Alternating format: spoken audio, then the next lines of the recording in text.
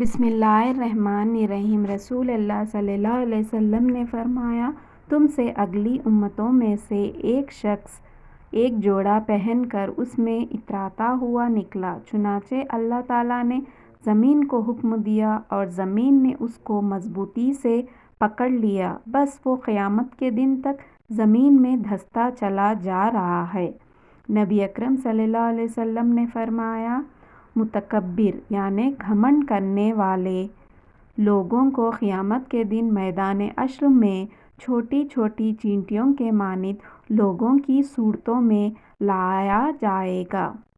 انہیں ہر جگہ ذلت ڈھانپے رہے گی، پھر وہ جہنم کے ایک ایسے قید خانے کی طرف ہھکائے جائیں گے جس کا نام بولیس ہے، اس میں انہیں بھڑکتی ہوئی آگ ابالے گی، وہ اس میں جہنمیوں کے زخموں کی پیپ پئیں گے جسے طینۃ الخبال کہتے ہیں، یعنی سڑی ہوئی بدبودار کیچڑ۔